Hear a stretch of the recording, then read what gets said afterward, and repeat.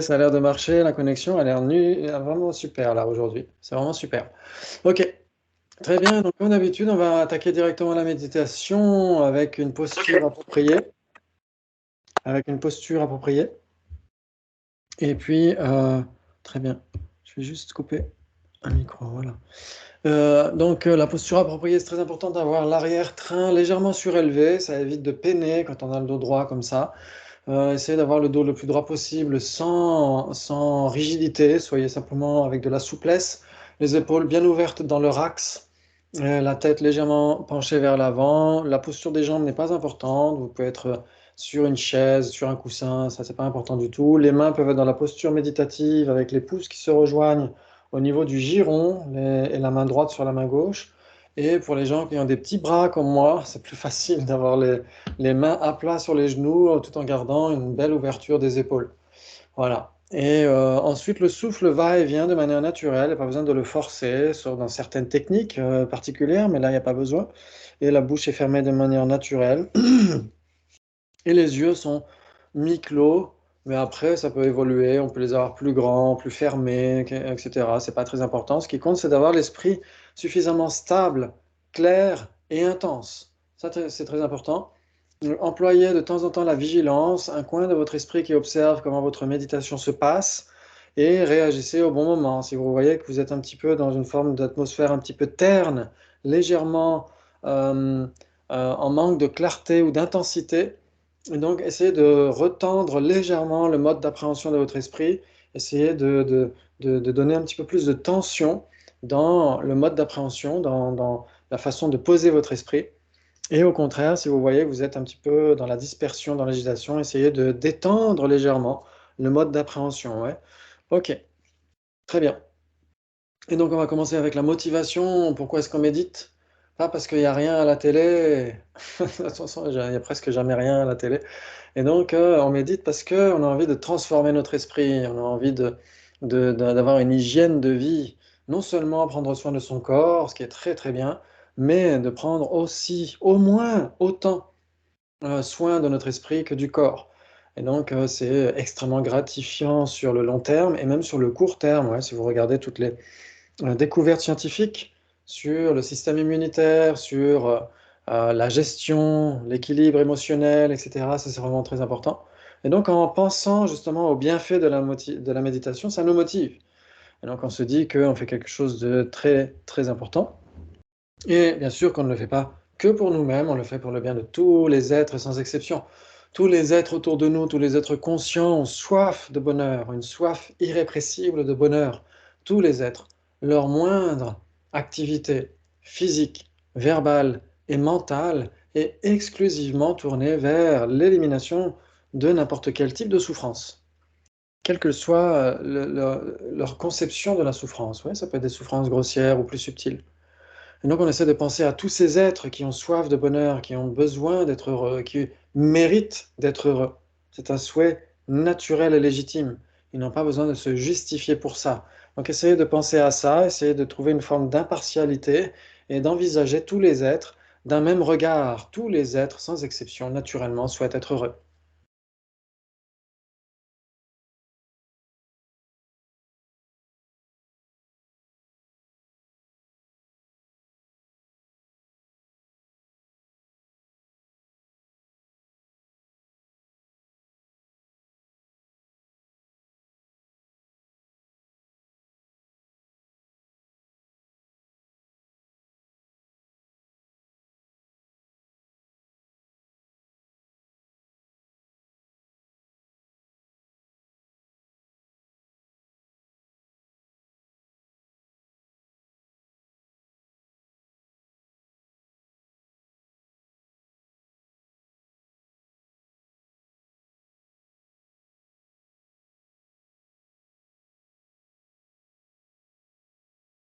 Et donc on peut opérer le même exercice que la dernière fois.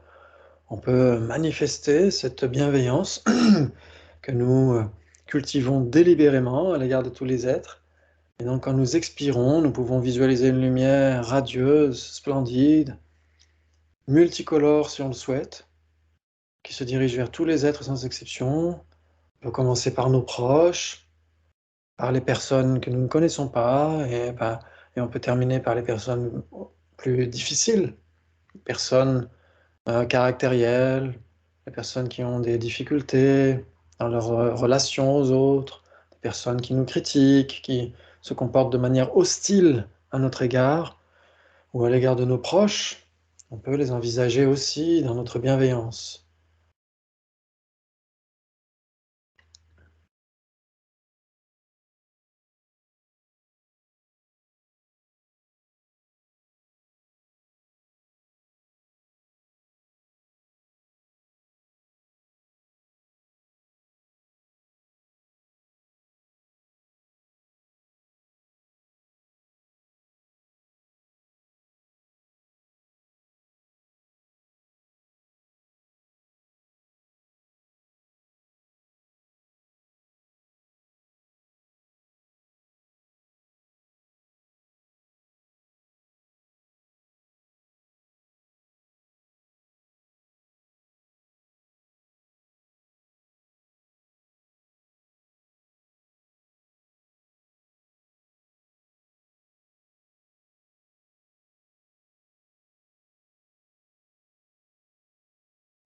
Et donc vous pouvez avoir des visualisations extrêmement grandioses, en 3D, en Technicolor. Vous pouvez visualiser qu'au moindre contact avec ces rayons lumineux, tous ces êtres obtiennent exactement ce dont ils ont besoin pour être heureux, pour obtenir les différents types de bonheur à court, moyen et long terme. Vous pouvez penser que tous les êtres, toutes les personnes qui sont malades, toutes les personnes humaines et non humaines qui sont malades, obtiennent la santé, le soulagement, le sentiment de sécurité, l'affection.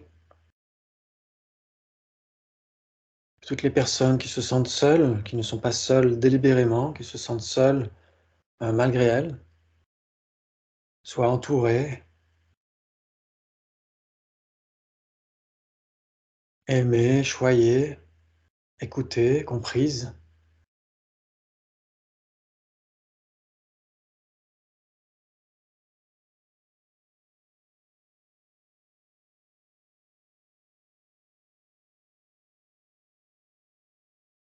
Toutes les personnes qui ont des difficultés pour assurer leurs moindres besoins, puissent avoir à manger, puissent avoir de l'eau potable facilement, puissent avoir un bon lit, un foyer.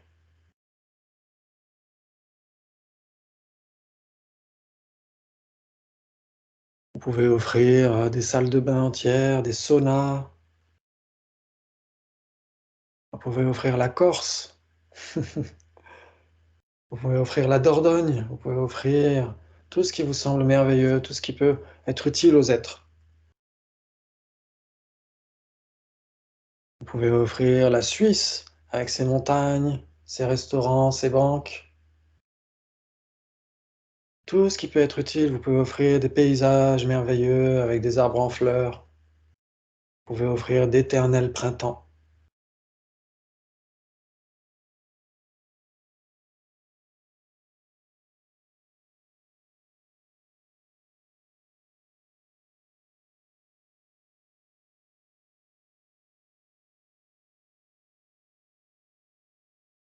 Et puis vous pouvez offrir vos qualités, vos racines de vertu, vous pouvez offrir votre sens de l'humour, vous pouvez offrir votre tranquillité, vos compétences, votre sagesse, votre compassion, votre compréhension de la voie spirituelle, quelle qu'elle soit. Pour offrir tout ça à tous les êtres pour qu'ils puissent obtenir le bonheur sur le long terme, la libération et l'éveil.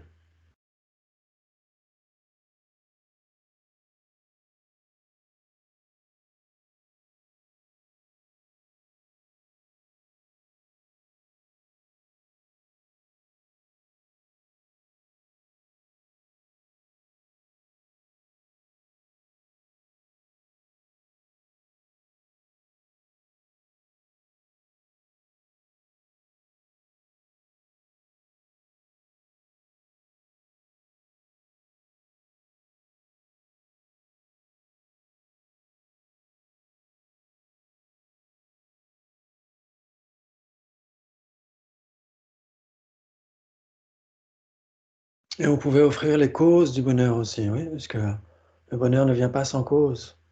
Le bonheur temporaire, des possessions, d'un entourage, et cetera, vient de la générosité, de la patience, et cetera.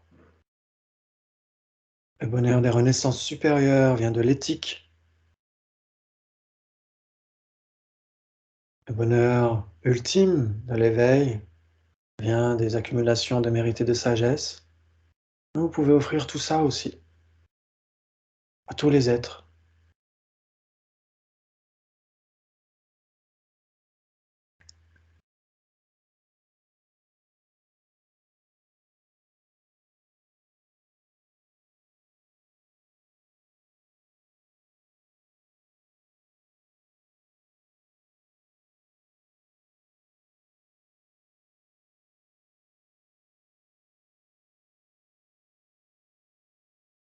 Et quand vous inspirez, par compassion, vous pouvez prendre leurs souffrances, leurs difficultés, leurs crispations, leurs blocages, leurs négativités, leurs afflictions, leurs problèmes. Là, vous pouvez y aller progressivement, bien sûr, hein. C'est très important de bien vous connaître et de prendre au début des choses assez faciles à gérer, comme si vous rendiez service à quelqu'un, quelqu'un vous appelle et a besoin d'un service. Vous devez aller, je sais pas, chercher le pain pour cette personne. Seriez-vous prête à le faire? Si vous vous sentez d'accord, vous dites: «OK, je suis prêt à offrir du temps pour cette personne». OK, très bien. Donc vous pouvez prendre sur vous sa difficulté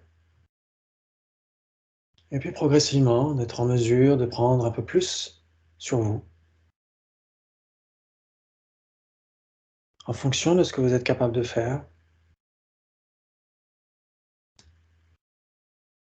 Et quand vous inspirez, vous pouvez visualiser que c'est sous une forme d'une fumée grise, grisâtre, un peu comme de la pollution, quelque chose de repoussant, et cetera. Et que ça vient totalement briser la coquille de l'égocentrisme, que ça vient purifier toutes les négativités qu'on a, tous les problèmes qu'on a.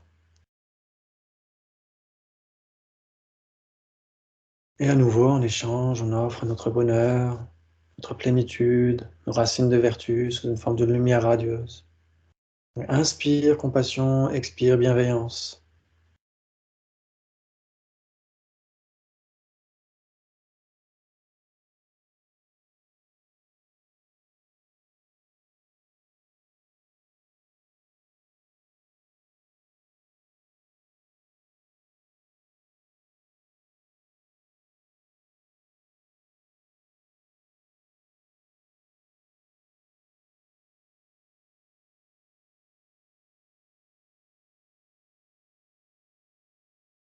Et quelle que soit la difficulté que vous ayez dans la vie, vous pouvez vous dire, c'est ma contribution, je prends la souffrance de tous les êtres.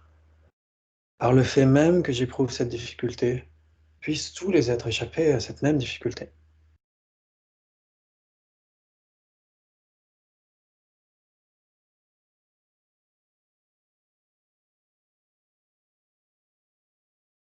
Vous pouvez vous dire, c'est la réalisation de toutes mes prières du passé. Par le passé, j'ai souhaité prendre la souffrance de tous les êtres à leur place. Et enfin, aujourd'hui, j'ai la capacité de le faire. J'ai un problème, une difficulté, quelle qu'elle soit, je l'utilise. C'est ma contribution au bonheur de tous les êtres. Puissent tous les êtres échapper à ce problème au moment même où je suis en train de l'éprouver.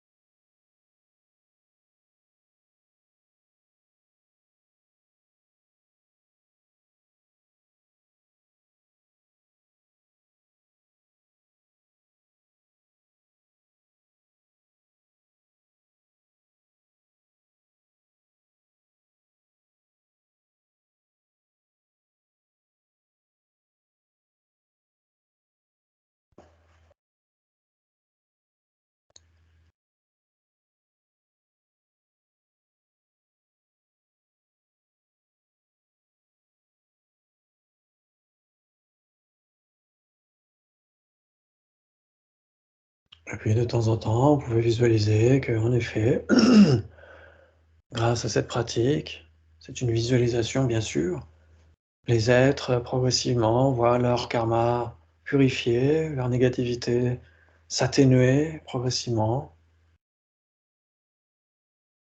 Ils obtiennent les renaissances supérieures,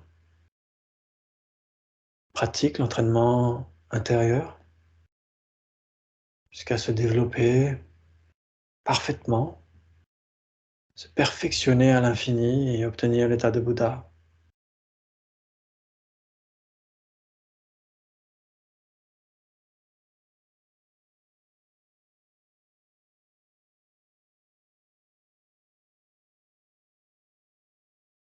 Et vous pouvez ressentir un soulagement immense de certifier la possibilité pour tous les êtres d'échapper définitivement à la souffrance et d'obtenir le bonheur maximal de l'éveil. C'est comme un soupir de soulagement. Oui, les êtres ont la capacité, ont ce potentiel de résilience définitive.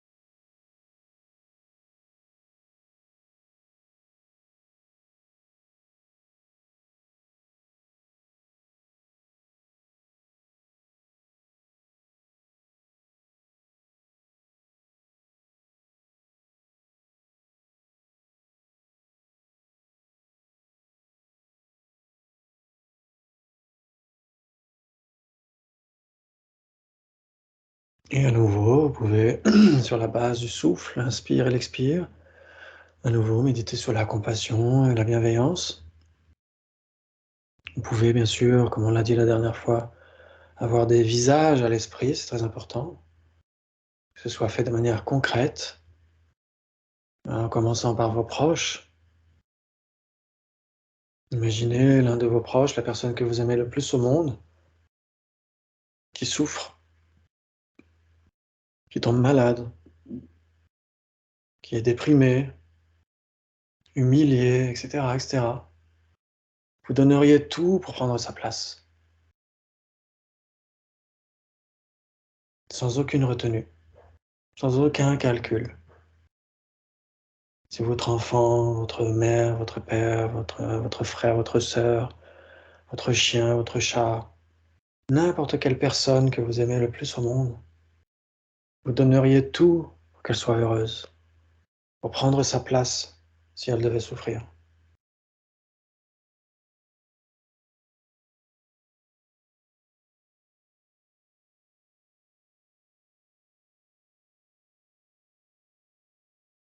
Et une fois que vous avez généré cet amour authentique, inconditionnel, essayez de l'élargir autant que vous pouvez, en passant à une autre personne, puis une autre, puis une autre, puis une autre.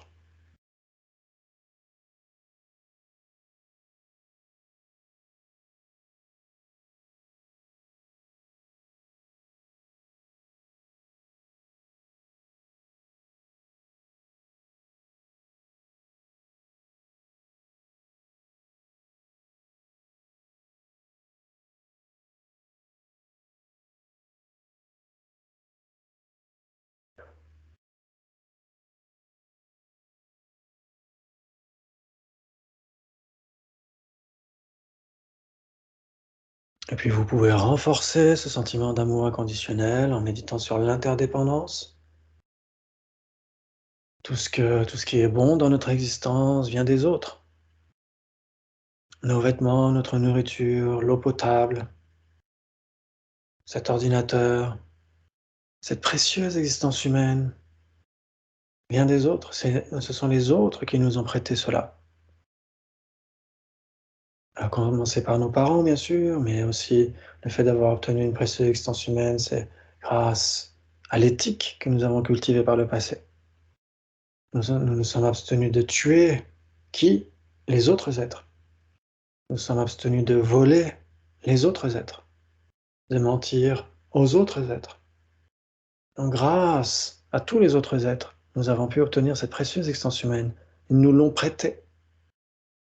Tout ce qui est bon dans notre existence vient des autres. Donc, ce n'est qu'un juste retour des choses que de méditer sur l'altruisme, essayer de cultiver ce sentiment, si vous le souhaitez, d'amour inconditionnel, cette responsabilité universelle. Puissé-je, à moi seul, faire en sorte que tous les êtres, sans exception, puissent obtenir le bonheur et les causes du bonheur, quel que soit le temps que ça prenne.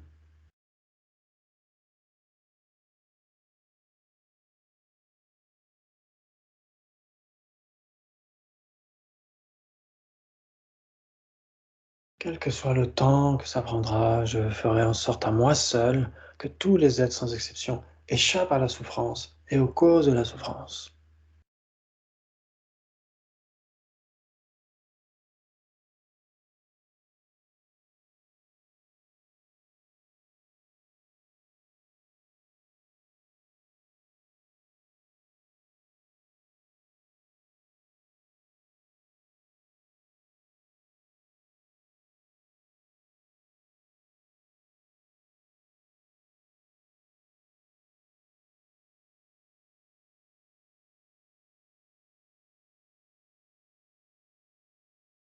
Donc on peut cultiver la détermination de se perfectionner soi-même pour être en mesure de joindre le geste à l'intention.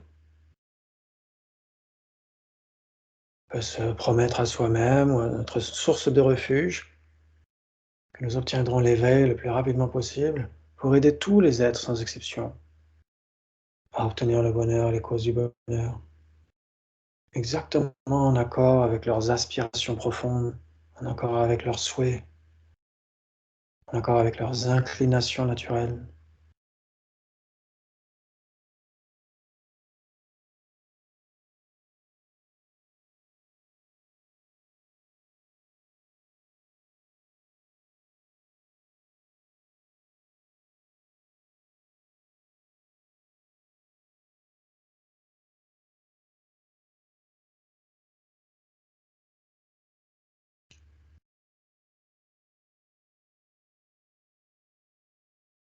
Cette aspiration à obtenir la perfection intérieure pour le bien de tous les êtres, c'est bodhicitta. C'est l'altruisme dans toute sa splendeur.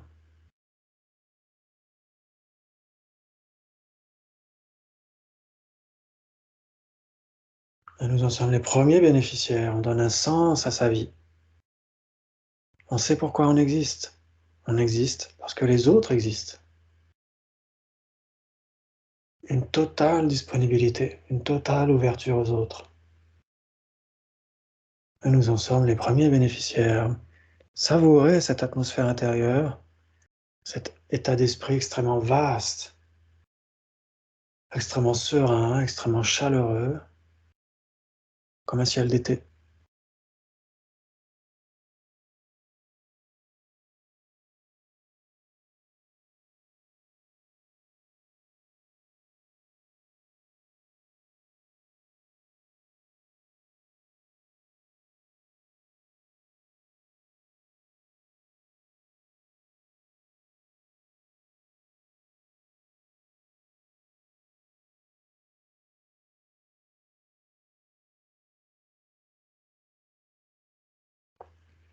Et tout cela grâce aux autres.